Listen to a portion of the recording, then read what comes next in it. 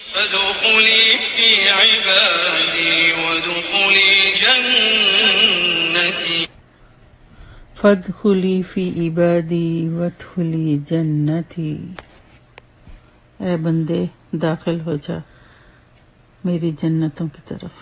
وَنَحْمَدُهُ وَنُصَلِّي عَلَىٰ رَسُولِهِ الْكَرِيمِ، اما بعد، اعوذ باللہ من الشیطان الرجیم، بسم اللہ الرحمن الرحیم۔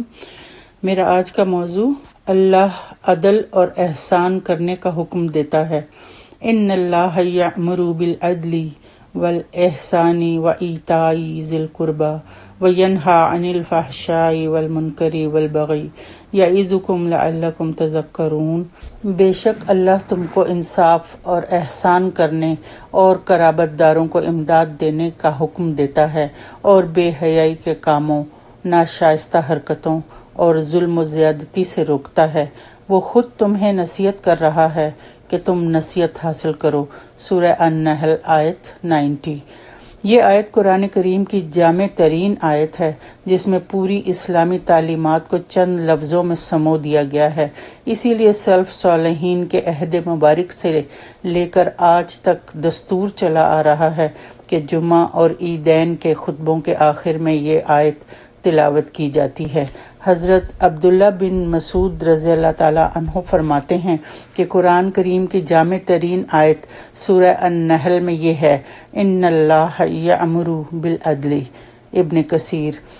حضرت اقسم بن سیفی رضی اللہ تعالیٰ عنہ تو اسی آیت کی بنا پر اسلام میں داخل ہوئے۔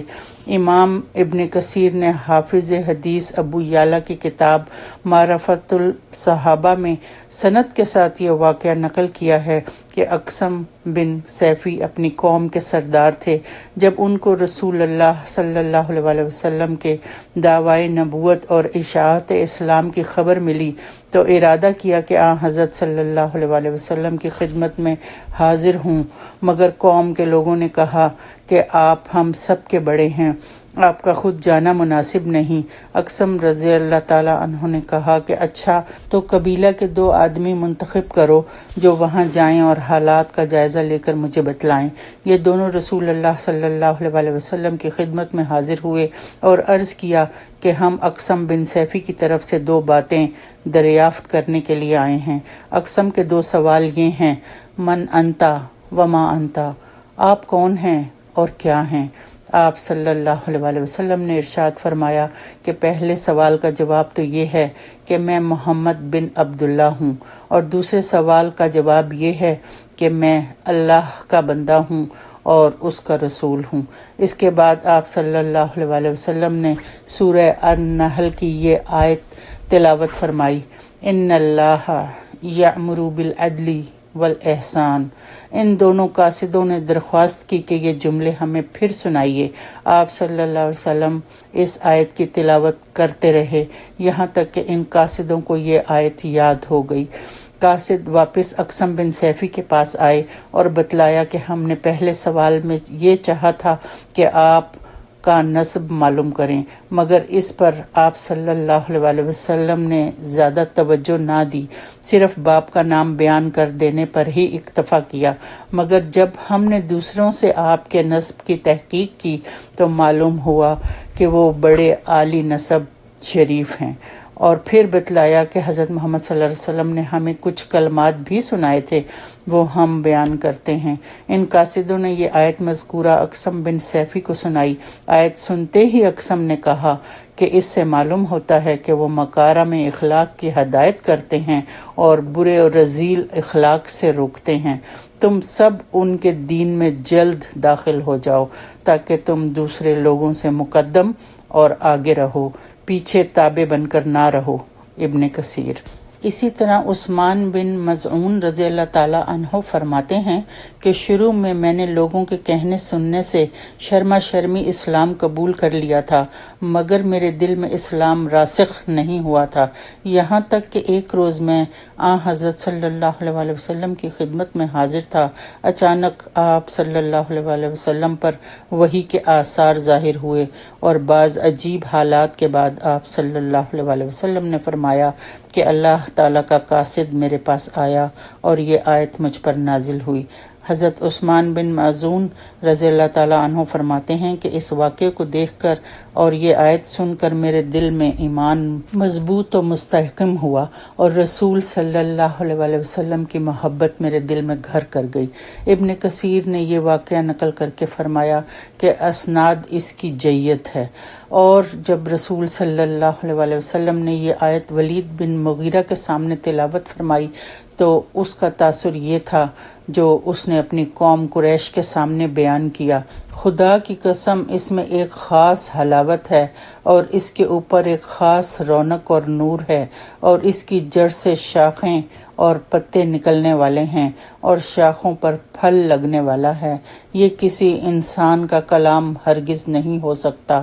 سورہ النحل کی آیت 89 میں اللہ سبحانہ تعالیٰ ارشاد فرماتے ہیں: وَنَزَّلْنَا عَلَيْكَ الْكِتَابَ تِبْيَانًا لِكُلِّ شَيْءٍ وَهُدًى وَرَحْمَةً وَبُشْرَى لِلْمُسْلِمِينَ، اور ہم نے آپ صلی اللہ علیہ وآلہ وسلم پر ایسی کتاب نازل کی ہے جس میں ہر چیز کی وضاحت موجود ہے، اور اس میں مسلمانوں کے لیے ہدایت، رحمت اور خوشخبری ہے۔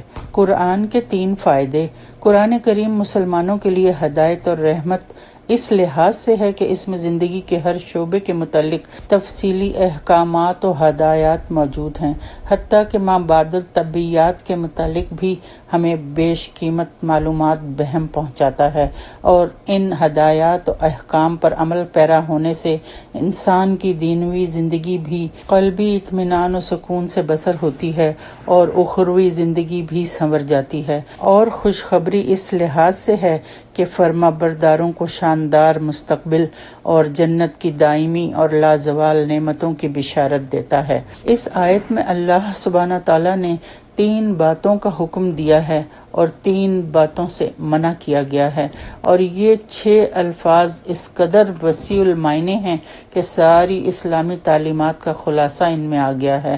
اسی لیے بعض علماء کہتے ہیں کہ اگر قرآن میں کوئی آیت نہ ہوتی تو صرف یہی آیت انسان کی ہدایت کے لیے کافی تھی۔ سیدنا عثمان بن معزون فرماتے ہیں کہ اس آیت کو سن کر میرے دل میں ایمان راسخ ہوا اور میرے دل میں محمد صلی اللہ علیہ وآلہ وسلم کی محبت جاگزی ہوئی۔ اس آیت کی اسی جامعیت کی وجہ سے خلیفہ راشد سیدنا عمر بن عبدالعزیز نے اسے خطبہ جمعہ میں داخل کر کے امت کے لیے اسوہ حسنہ قائم کر دیا، اور حقیقت یہ ہے کہ اگر ان اوامر و نواہی پر عمل کیا جائے تو معاشرہ کی اخلاقی، معاشرتی اور معاشی حالت بہترین بن سکتی ہے۔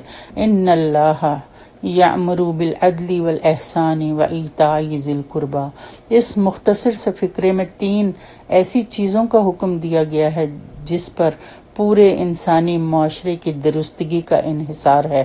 اللہ تمہیں عدل، احسان اور قرابت داروں کو امداد دینے کا حکم دیتا ہے۔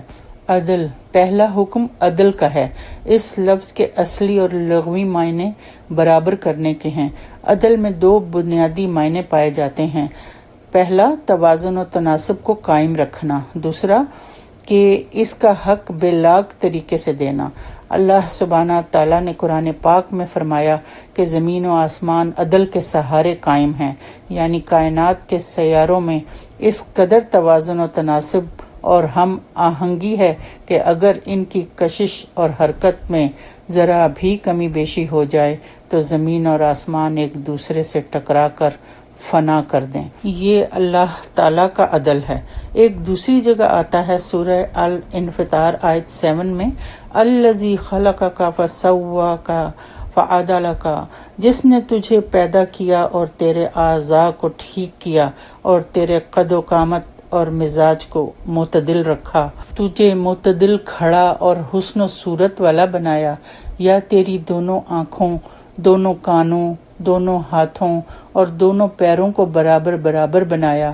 اگر تیرے اعضاء میں برابر اور مناسبت نہ ہوتی تو تیرے وجود میں حسین کی بجائے بے ڈھبا پن ہوتا۔ اسی تخلیق کو دوسرے مقام پر احسن تقویم سے تعبیر فرمایا۔ اللہ جو خالق ہے اس نے ہمارے ساتھ اس طرح عدل کا معاملہ فرمایا ہے، اور دوسری طرف انسانی نظام جو اس زمین میں چلتا ہے اس میں بھی عدل کا حکم دیا گیا ہے۔ ہمارے ہاں جو عدل کا معنی انصاف کیا جاتا ہے، یہ عدل کا مفہوم ادا نہیں کرتا۔ انصاف کا مفہوم یہ ہے کہ اگر ایک چیز کی ملکیت کے دو دعوے دار ہیں تو اس چیز کو ان میں آدھا آدھا بانٹ دیا جائے، جبکہ عدل کا مفہوم یہ ہے کہ فریقین کے بیان سن کر عدالت تحقیق کرے کہ اس میں فلاں فریق کا کچھ حصہ ہے بھی یا نہیں، اگر ہے تو کتنا ہے۔ اگر ایک فریق کا حق صرف 5واں حصہ ہے تو اسے اتنا ہی دلائے، اور اگر ایک فریق کا کچھ بھی حق نہیں بنتا تو اسے کچھ بھی نہ دلائے۔ اعدلوا ہوا اقرب للتقوی، عدل کیا کرو یہی بات تقوی سے قریب تر ہے۔ سورہ المائدہ آیت 8۔ نبی کریم صلی اللہ علیہ وسلم کے نزدیک عادلانہ گواہی کی کتنی اہمیت ہے، اس کا اندازہ اس واقعے سے ہوتا ہے جو حدیث میں آتا ہے۔ حضرت نعمان بن بشیر رضی اللہ تعالیٰ عنہ کہتے ہیں، میرے ماں باپ نے مجھے عطیہ دیا تو میری والدہ نے کہا کہ اس عطیے پر آپ جب تک اللہ کے رسول کو گواہ نہیں بنائیں گے میں راضی نہیں ہوں گی۔ چنانچہ میرے والد نبی صلی اللہ علیہ وسلم کی خدمت میں آئے تو آپ نے پوچھا، کیا تم نے اپنی ساری اولاد کو اسی طرح کا عطیہ دیا ہے؟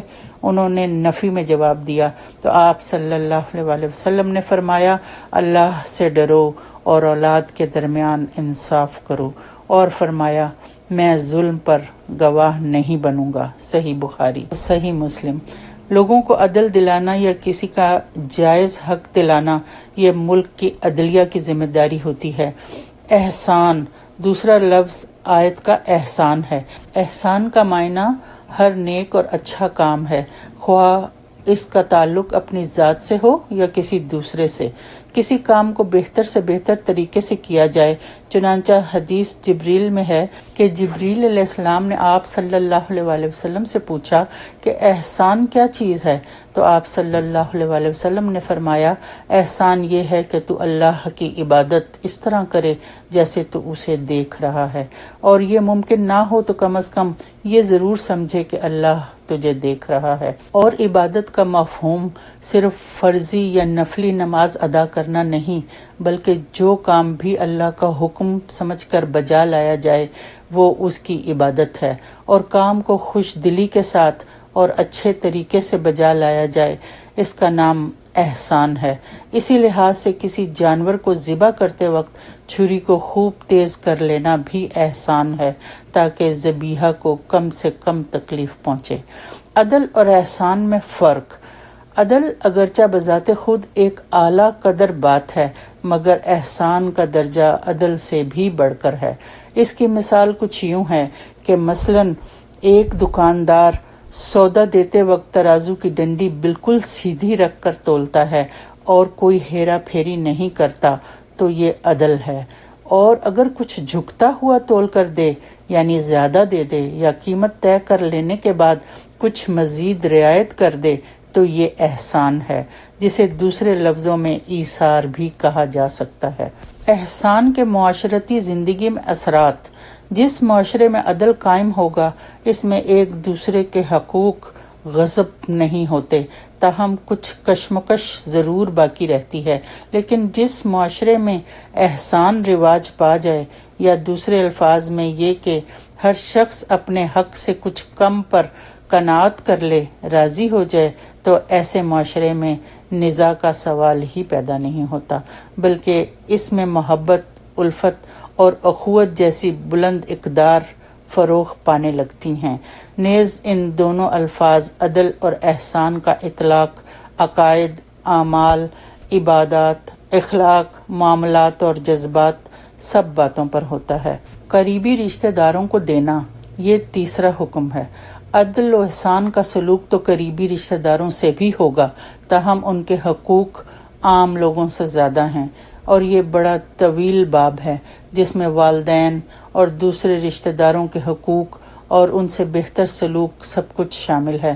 اور اس کا ایک پہلو یہ ہے کہ شریعت اسلامیہ ہر خاندان کے خوشحال افراد کو اس بات کا ذمہ دار قرار دیتی ہے کہ وہ اپنے خاندان کے لوگوں کو بھوکا ننگا نہ چھوڑیں۔ اس کی نگاہ میں ایک معاشرے کی اس سے بدتر کوئی حالت نہیں ہے کہ اس کے اندر ایک شخص تو عیاشی کی زندگی بسر کر رہا ہو اور اسی خاندان میں اس کے اپنے بھائی بند روٹی کپڑے تک کو محتاج ہوں۔ اور جس معاشرے کے خوشحال افراد اپنی اس ذمہ داری کو سنبھال لیں، اس کے متعلق آپ خوب اندازہ لگا لیجئے کہ اس میں معاشی حیثیت سے کتنی خوشحالی، معاشرتی حیثیت سے کتنی حلاوت اور اخلاقی حیثیت سے کتنی پاکیزگی اور بلندی پیدا ہو جائے گی۔ اور جن باتوں سے منع کیا گیا ہے وہ 3 باتیں یہ ہیں۔ پہلے نمبر پہ فحاشی کے کام۔ فحش کے معنی ہر وہ قول و فعل جو قباحت اور برائی میں حد سے بڑا ہوا ہو۔ ایسے تمام اقوال و افعال جو زنا یا اس جیسی دوسری شہوانی حرکات کے قریب لے جاتے ہوں، نیز سب بے حیائی کے کام اور اقوال اس میں شامل ہیں، مثلاً برہنگی، عریانی، لواطت، محرمات سے نکاح، تہمت لگانا، گالیاں بکنا اور پوشیدہ جرائم کی تشہیر کرنا، بدکاریوں پر ابھارنے والے افسانے اور ڈرامے اور فلمیں، عریاں تصاویر، عورتوں کا بند سنور کر منظر عام پر آنا، مرد و زن کا آزادانہ اختلاط، عورتوں کا سٹیج پر ناچنا اور تھرکنا اور ناز و ادا کی نمائش، سب کچھ فحشاء کے زمرے میں آتا ہے۔ دوسرے نمبر پر منکرات۔ منکرات کیا ہیں؟ منکر کچھ برے کام ایسے ہیں جن سے شریعت نے بالوضاحت منع کر دیا ہے، وہ تو بہرحال منکرات میں شامل ہیں ہی، مگر کچھ ایسے کام ہوتے ہیں جن کے بارے میں شریعت خاموش ہوتی ہے، لیکن وہ کام کسی خاص ملک یا کسی خاص معاشرے میں معیوب اور برے سمجھے جاتے ہیں۔ ایسے کام اس خاص ملک یا معاشرہ میں تو منکر ہوتے ہیں، مگر دوسرے ملک یا معاشرے میں انہیں منکر نہیں کہا جاتا۔ مثلاً جیسے کسی شخص کا قبلے کی طرف پاؤں پھیلا کر بیٹھنا یا لیٹنا ہمارے ہاں منکر ہے اور اسے برا اور معیوب سمجھا جاتا ہے، جبکہ شریعت اس بارے میں خاموش ہے، اور دوسرے کئی ممالک کے لوگ اسے منکر نہیں سمجھتے، نہ ہی اسے معروف سمجھتے ہیں۔ اس آیت میں یہ بتلایا گیا ہے کہ اللہ تعالیٰ تم لوگوں کو منکرات سے بھی منع کرتا ہے۔ تیسرے نمبر پر بغی کے مختلف مفہوم۔ بغی کے معنی ہیں کسی چیز کی طلب اور خواہش کے حصول میں مناسب حد سے آگے نکل جانا، اپنے حق سے کچھ زیادہ وصول کرنے کی کوشش کرنا اور اسی نسبت سے دوسروں کا حق دبا دینا۔ اللہ تعالیٰ کی مقرر کردہ حدود سے تجاوز کرنا نافرمانی ہے۔ دوسروں کے جان و مال یا آبرو پر ناحق دست درازی کرنا، قانون شکنی کرنا، سرکشی کرنا وغیرہ سب کچھ اس میں شامل ہے۔ بغاوت کا لفظ بھی اسی سے ہے۔ الغرض ان تینوں قسم کی برائیوں سے اجتناب یعنی پرہیز کیا جائے تو ایسا معاشرہ ہر قسم کی قباحتوں اور برائیوں سے مہذب اور پاک صاف ہو جاتا ہے، ظلم و زیادتی سے پاک ہو جاتا ہے۔ ایک حدیث میں بتایا گیا کہ قطع رحمی اور البغی یہ دونوں جرم اللہ کو اتنے ناپسند ہیں کہ اللہ تعالیٰ کی طرف سے آخرت کے علاوہ دنیا میں بھی ان کی فوری سزا کا امکان غالب رہتا ہے۔ سنن ابن ماجہ۔ حدیث میں نبی کریم صلی اللہ علیہ وآلہ وسلم کا ارشاد ہے کہ ظلم کے سوا کوئی گناہ ایسا نہیں جس کا بدلہ اور عذاب جلد دیا جاتا ہو۔ اس سے معلوم ہوا کہ ظلم پر آخرت کا عذاب شدید تو ہونا ہی ہے، اس سے پہلے دنیا میں بھی اللہ تعالیٰ ظالم کو سزا دیتے ہیں، اگرچہ وہ یہ نہ سمجھے کہ یہ فلاں ظلم کی سزا ہے۔ اور اللہ تعالیٰ نے مظلوم کی مدد کرنے کا وعدہ فرمایا ہے۔ اس آیت میں جو 6 حکم ایجابی اور تحریمی دیے گئے ہیں، اگر غور کیا جائے تو انسان کی انفرادی اور اجتماعی زندگی کی مکمل فلاح کا نسخہ اکسیر ہے۔ رزقنا اللہ تعالی اتباع، اللہ ہمیں اتباع کرنے کی توفیق دے، آمین ثم آمین۔ وآخر دعوانا ان الحمد للہ رب العالمین۔